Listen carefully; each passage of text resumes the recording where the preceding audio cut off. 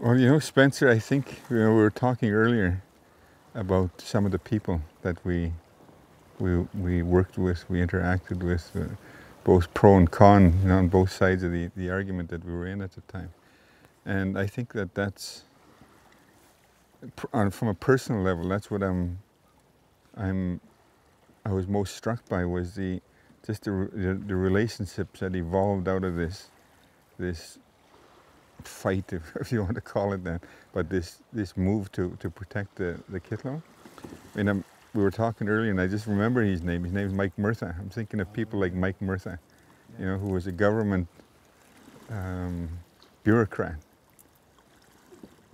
for lack of a better term, but a person who was really, I think, from a government perspective, understood what we were talking about.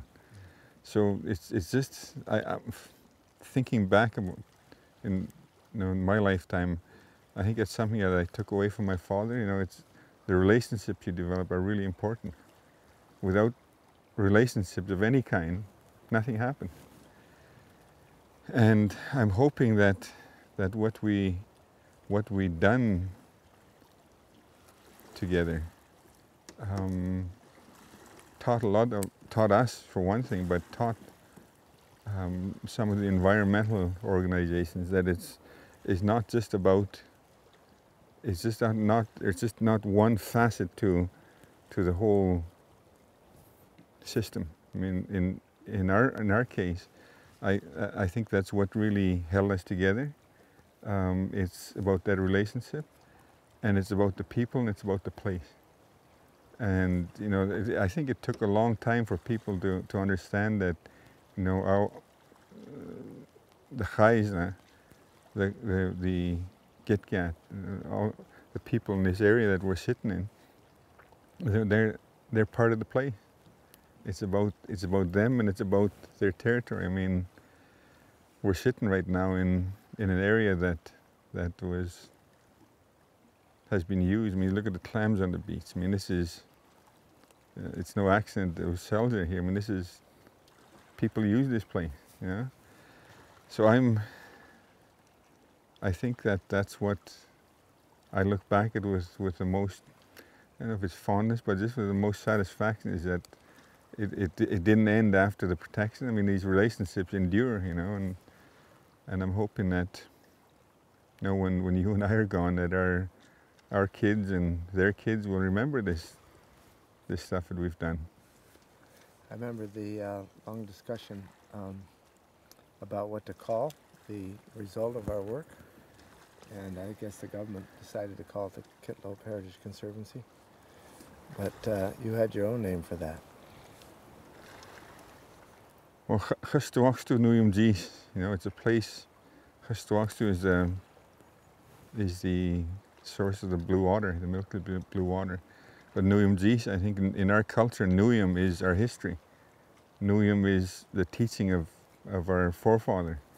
When you add Nuyum to it, when you add that last part of to Nuyum, it's a place where stories are made and history is made. And you know, my understanding, I mean, John Pritchard told me one time that anthropologists have determined that Kitlope was actually the center, or was a place that culture on this coast emanated from. Culture kind of was born there, was the artwork and the regalia and the spiritual teachings kind of started in the Kitlope. So I don't think it was any accident that we got together to work to protect this place. You know, stuff happens. You know. And right now I'm looking at our boat and it's drying up, and if we don't go and fix it, we're going to be here for another few hours. Yeah, we better Sorry, we got to fix it. You've heard Cecil talk about going to the Kitlope and withdrawing from the bank. Yeah, and that's I think Cecil speaks for a lot of our people on the coast here, our brothers and sisters on the coast of BC here. I mean, when you live in a place like Hartley Bay, for instance, you know, and you can walk 10 minutes to a little beach right from your community and dig up enough cockles to eat for for a few months in the wintertime, that's withdrawing from the bank. And I think it's kind of unfortunate these days that, in my opinion anyway, we're forgetting. People are forgetting that the earth really is a bank, and we're withdrawing far too fast. We're spending like drunken sailors these days, and it's coming to an end. I mean, the way this economy, this purported economy, is not long. It's not an 8 to 10,000 year history like our people have. I think a lot of people left the Kitlope experience, if you will, with some different ideas on how they were going to work with each other or fight with each other. I really like to think that that's what happened. That people left with some different. I mean, I have recollections of people from West Fraser, and we were talking about this fellow. I mean, I like to think that he left the fire that night with some pretty interesting thoughts running through his mind about how his company might do things differently with our people. Whether that lasted long enough or not, I mean, who's to say? Sometimes you have your doubts. The way our governments operate these days. I mean, there seems to be this sense that the people really don't matter anymore. That their opinions are only sought if it serves the government's interest. And I'm talking about First Nations governance and provincial and federal. But you know what? That's why I started out, Spencer, with this whole thing about relationships. I think we've developed enough relationships with people all over the world. I mean, you're talking a little earlier about the totem pole and and its role in being repatriated, particularly since it came from Muscusa and Kitlope. We've got people in the Sami Nation over in Sweden and Finland who are pretty big fans of what we've done in the Kitlope.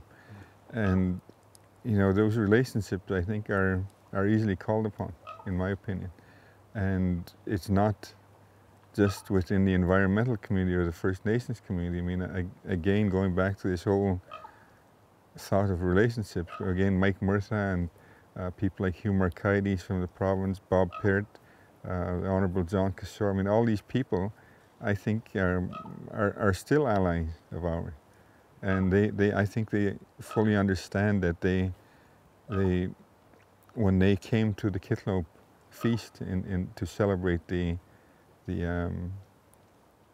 agreement, if you recall that in Kitimat village, when you come to a feast in a native community, you're not there simply as a guest. You're there as a witness, to witness something that had happened, that has taken place. And those people witnessed our commitment to preserving the Kitlope. So if push comes to shove and there is a move to do something in the Kitlope that really is out of sorts with what why we protected it, I think they have a responsibility to step forward and work with us again to make sure that it isn't changed. So I'm pretty confident. I think there's enough. Our roots are pretty widespread. It's like a big tree. I think our roots are all over the world, and I think it's within West Fraser itself. And their friends. I think they themselves have they gave up the cutting rights for a reason. And they done it. I'm hoping in some order they've done it for the right reason. I know they're a company, but they're run by people, and you always hope that those people were understanding fully why we needed that place protected.